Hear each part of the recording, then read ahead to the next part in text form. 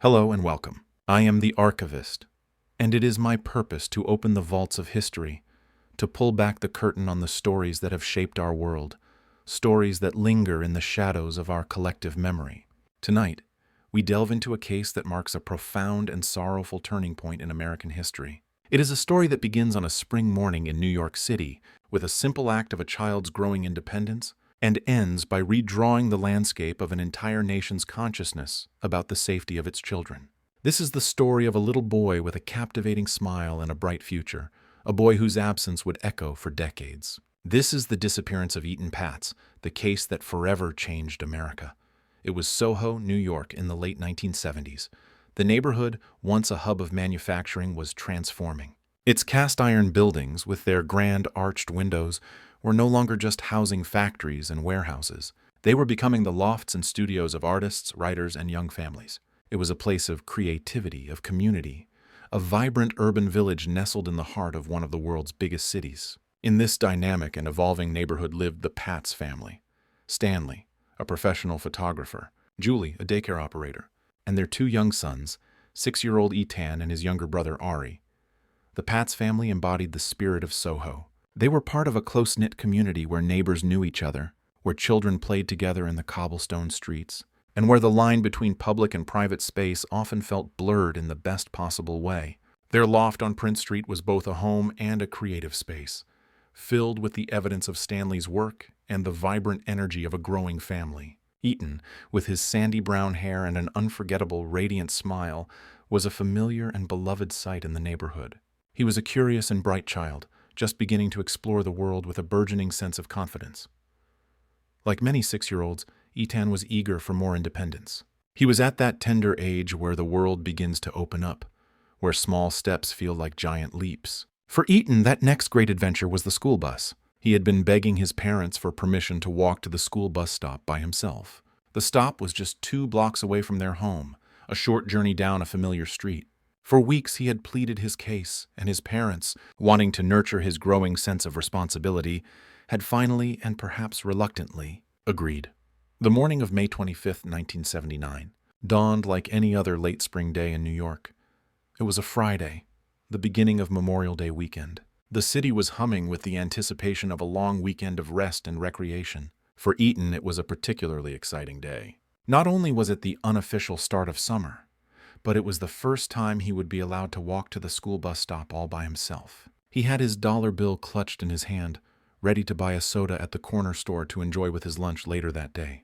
He was dressed in his favorite outfit, a blue corduroy jacket, blue pants, and a blue captain's hat with a yellow stripe.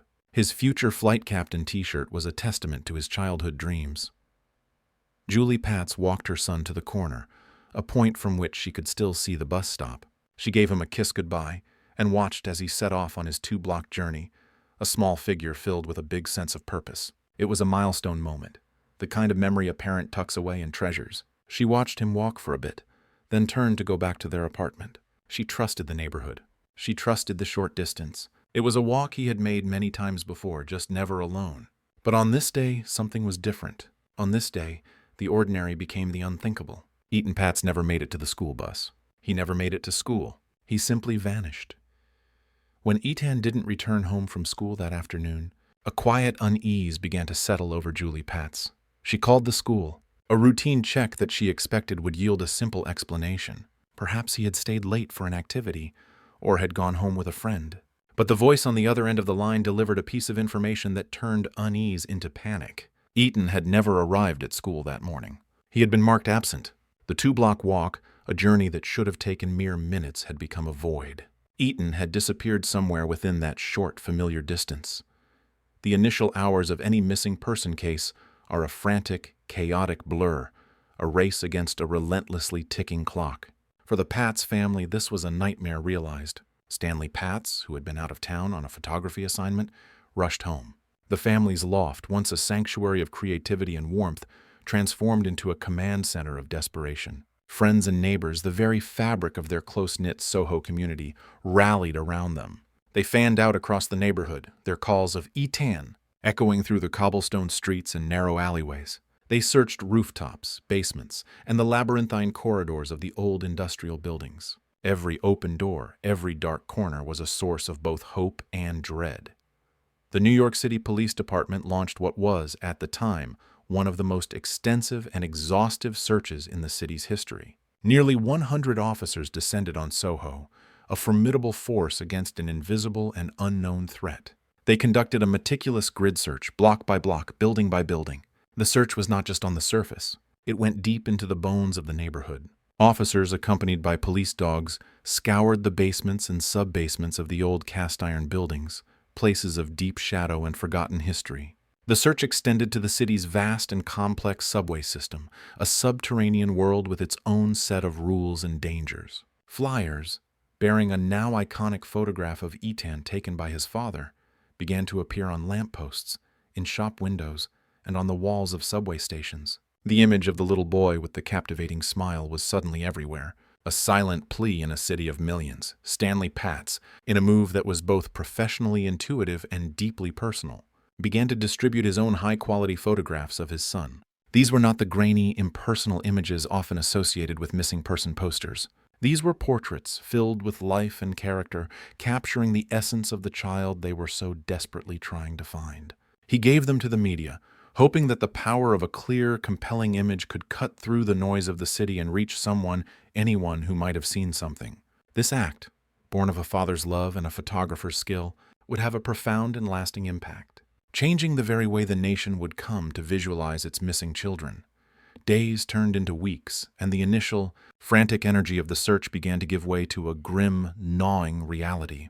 The hope of finding Etan safe, of a simple explanation, began to fade, replaced by a darker and more complex set of possibilities. The investigation, which had started as a local search, was now expanding, its tendrils reaching into the more shadowy corners of the SoHo community and beyond. The police began to interview a wide array of individuals, anyone who might have been in the vicinity of Prince Street on that fateful morning. This included local shopkeepers, delivery drivers, and the various artists and craftspeople who worked in the neighborhood's many lofts and workshops. One of the first individuals to draw significant police attention was a man named Jose Antonio Ramos. Ramos was a drifter and a convicted child molester who had a connection to the Patz family, albeit a loose one. He had been dating a woman who had occasionally babysat for Etan. This connection, however tenuous, placed him within the family's orbit. Investigators learned that Ramos had been in the area around the time of Etan's disappearance. When questioned, his stories were inconsistent, his alibis shifting and unreliable. He became a prime suspect, a dark figure in a case with no clear answers. The investigation into Ramos would span years, even decades. He would be questioned multiple times, and while he was never charged in the Patz case, he would later be convicted of other crimes against children. He would even taunt investigators from prison, making cryptic statements that seemed to hint at his involvement, but he never made a direct confession. For many years, he remained the most prominent and plausible suspect in the public eye, a name inextricably linked to Etan's disappearance. But the investigation did not solely focus on Ramos. The police cast a wide net, exploring every possible lead, no matter how strange or unlikely. They looked into the possibility of a kidnapping for ransom, a theory that quickly fizzled out when no demands were ever made. They considered the dark and horrifying possibility of a ritualistic killing, a theory fueled by rumors and the anxieties of the time. They even investigated a tip that led them to a carnival worker in Pennsylvania. But each lead, each potential breakthrough, eventually dissolved into a dead end, leaving the investigation mired in a frustrating and heartbreaking cycle of hope and disappointment. As the police investigation ground on, something else was happening, something that would have far-reaching consequences. The story of Etan Patz was not just a local tragedy, it was becoming a national story. The photograph of Etan, the one taken by his father, was no longer confined to the flyers of New York City. It began to appear in newspapers and on television screens across the country. Etan Patz's decision to use his professional skills to aid the search had created an image that was impossible to ignore. It was an image that resonated with parents everywhere, a haunting reminder of the fragility of childhood and the ever-present, though often unacknowledged, dangers of the world. This media attention was a double-edged sword. On one hand, it kept Etan's story in the public consciousness, generating a steady stream of tips and potential leads for the police to follow. On the other hand, it created a level of public scrutiny and pressure that was unprecedented for a missing child case. The Patz family found themselves at the center of a media storm, their private grief laid bare for the nation to see. They handled the attention with a quiet dignity, always steering the focus back to their son and the hope of his return. The case of Etan Patz arrived at a unique moment in American culture. The 1970s had been a decade of social upheaval and change. The certainties of the post-war era had given way to a more cynical and anxious age. There was a growing awareness of the darker aspects of society, of crimes that had once been considered too shocking to be discussed openly. The media, too, was changing. The rise of 24-hour news and the increasing focus on human interest stories created a fertile ground for a story like Etan's to take root and grow. And then came an innovation that would forever cement Etan's place in the national memory. In the early 1980s, a new and powerful idea emerged, printing the faces of missing children on the side of milk cartons. It was a simple yet brilliant concept. The milk carton was a ubiquitous household item, something seen by millions of families every single day at the breakfast table. It was a way to bring the search for missing children directly into the homes of ordinary Americans, to make the abstract concept of a missing child a concrete and personal reality. Etan Patz was one of the first children to be featured in this campaign. His smiling face, looking out from the side of a milk carton, became a national symbol of a lost generation of children. The Milk Carton Kids campaign, as it came to be known, was more than just a search effort. It was a cultural phenomenon. It fundamentally altered the way Americans thought about the safety of their children. The world, which had once seemed like a relatively safe place, was suddenly filled with hidden dangers. The old rules, the ones that allowed children to walk to the store by themselves or play in the park unsupervised, no longer seemed to apply. A new era of parental anxiety had begun. The phrase stranger danger entered the popular lexicon, and a generation of children was raised on a new set of warnings and precautions. The freedom that had once been a hallmark of American childhood began to recede, replaced by a more structured and supervised existence. The impact of Etan's disappearance was not just cultural, it was also institutional. The case exposed the systemic weaknesses in how law enforcement agencies handled missing children cases. At the time, there was no centralized database for missing persons, no coordinated national response. Each police department operated in its own silo, making it difficult to share information and track leads across state lines. The search for Etan had been massive, but it had also been largely localized. In the wake of Etan's disappearance and other high-profile cases, a powerful movement for change began to emerge. Parents of missing children, victims' rights advocates, and concerned lawmakers came together to demand a more robust and effective system for finding missing children. Their efforts led to a series of landmark legislative achievements. In 1982, President Ronald Reagan signed the Missing Children Act, which mandated the entry of missing child data into the FBI's National Crime Information Center, or NCIC, computer. This was a critical first step in creating a national, coordinated response. 2 years later, in 1984, the National Center for Missing and Exploited Children was established. This nonprofit organization, a public-private partnership, would become the central hub for all missing children cases in the United States. It provided a 24-hour toll-free hotline for reporting missing children, offered technical assistance and training to law enforcement agencies, and provided support and resources to the families of missing children. The creation of the National Center was a direct result of the lessons learned from the Patz case and others like it. It was a recognition that the problem of missing children was a national crisis that required a national solution. In another significant development, President Reagan designated May 25th, the anniversary of Etan's disappearance, as National Missing Children's Day. This annual observance serves as a powerful reminder of the thousands of children who go missing each year and a tribute to the ongoing efforts to bring them home. It is a legacy forged in tragedy, a day of remembrance that grew out of a single, heartbreaking event on a SoHo street corner. While the nation was undergoing these profound changes, the investigation into Etan's disappearance continued, a slow, painstaking process that stretched on for years, and then for decades. The case file grew thicker and thicker, filled with thousands of pages of interviews, reports, and dead-end leads. For the Patz family, the passage of time brought no relief, no closure. They remained in the same SoHo loft, a decision that was both a testament to their love for their son and a form of self-imposed purgatory. They kept the same phone number just in case Etan or someone who knew his whereabouts might one day call. They lived in a state of suspended animation, unable to move forward, unable to go back. The case of Etan Patz officially remained a cold case, but it was never truly cold. It was a wound that refused to heal, a mystery that continued to haunt the investigators who had worked on it, the reporters who had covered it, and the public who had followed it so closely. Every few years, a new lead would emerge, a new theory would be proposed, and for a brief moment, it would seem as though a breakthrough was imminent. But each time, the hope would be extinguished, and the case would recede back into the shadows, but never into oblivion.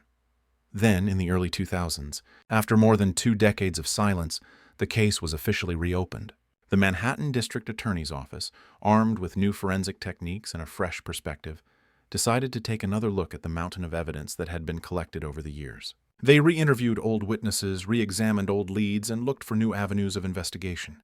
The world had changed dramatically since 1979. DNA technology, which had been the stuff of science fiction, was now a standard tool of criminal investigation. The investigators hoped that these new tools might be able to unlock the secrets that had remained hidden for so long. This renewed focus on the case led them back to one of the original suspects, José Antonio Ramos. By this time, Ramos was serving a lengthy prison sentence in Pennsylvania for another child molestation case. Investigators made a renewed push to get a confession from him. They engaged in a long and complex legal battle to bring him to New York to testify before a grand jury. But Ramos remained evasive, a master of manipulation and deceit. He never gave them the confession they were looking for. While the civil courts would eventually declare him responsible for Etan's death, the criminal case against him remained stalled, a frustrating and inconclusive chapter in an already long and painful story. The investigation seemed to have hit another dead end. For the Patz family, it was another in a long line of disappointments. In 2001, in a moment of profound and heartbreaking finality, they had Etan declared legally dead. It was a legal necessity, but it did little to ease their emotional burden. The uncertainty, the not knowing, was a constant and heavy presence in their lives. The case, it seemed, was destined to remain one of America's most enduring and tragic mysteries. But then, in 2012, more than 30 years after Etan Patz vanished from a SoHo street, the case took a sudden and shocking turn. The Manhattan District Attorney, Cyrus Vance Jr., announced a new and unexpected development. The investigation had led them to a new suspect, a man who had never been on the police radar, a man whose name had never been publicly associated with the case. His name was Pedro Hernandez. Hernandez was a 51-year-old man living in Maple Shade, New Jersey. He was married, with a daughter. He was, by all outward appearances, an ordinary man living an ordinary life. But he had a connection to the SoHo of 1979. As a young man, at the age of 18, he had worked at a small bodega, a corner grocery store that was located right on the path that Etan would have taken to get to his school bus stop. This bodega was a place Etan knew, a place where he would have felt comfortable. It was a place where he was going to buy a soda with the dollar bill he had in his pocket. The lead that led investigators to Hernandez came from an unlikely source, his own family. Over the years, Hernandez had made a series of disturbing and increasingly specific confessions to his relatives and members of his church group. He had told them that he had done something terrible, that he had harmed a child in New York City many years ago. For a long time, his family had dismissed his confessions as the ramblings of a troubled mind. But in 2012, one of his relatives, prompted by the renewed media attention on the case, decided to contact the police. When investigators brought Pedro Hernandez in for questioning, he waived his Miranda rights and began to talk. Over the course of a 7.5-hour videotaped interrogation, he laid out a chilling and detailed confession. He told the police that on the morning of May 25, 1979, he had lured Etan Patz into the basement of the bodega with the promise of a soda. Once they were in the basement, he said, he had attacked the young boy, choking him until he went limp. He had then placed Etan's body in a plastic bag, put the bag in a box, and walked it several blocks away, where he left it in an alley with the trash. The confession was a bombshell, a stunning and unexpected breakthrough in a case that had been cold for decades. For the first time, investigators had a detailed, first-hand account of what had happened to Etan Patz. It was a story that was both simple and horrifying, a story of a chance encounter, a moment of inexplicable violence, and a secret held for more than 30 years. Based on this confession, Pedro Hernandez was arrested and charged with the kidnapping and murder of Etan Patz. The news sent shockwaves across the country. The case that had changed America, the case that had seemed destined to remain unsolved, was suddenly and dramatically back in the headlines. The arrest of Pedro Hernandez, however, was not the end of the story. It was the beginning of a new and complex legal chapter, one that would be fraught with challenges and controversies. The defense team for Hernandez immediately went on the offensive, arguing that his confession was false, the product of a coerced interrogation of a man with a low IQ and a history of mental illness. They pointed to his diagnosis of schizotypal personality disorder, a condition characterized by disordered thinking and a detachment from reality. They argued that he had a long history of blurring the lines between what was real and what was imagined, and that his confession was simply another example of this. The prosecution, on the other hand, argued that the confession was real, that it contained details that only the killer could have known. They pointed to the consistency of his story, the fact that he had confessed to multiple people over the course of many years, long before he was ever a suspect. They painted a picture of a man who had been haunted by his guilt, who had been carrying the weight of his terrible secret for more than 3 decades, and who had finally unburdened himself to the police. The stage was set for a dramatic and high-stakes legal battle. The first trial of Pedro Hernandez began in 2015. It was a long and grueling affair, lasting for months. The prosecution presented its case relying heavily on the videotaped confession.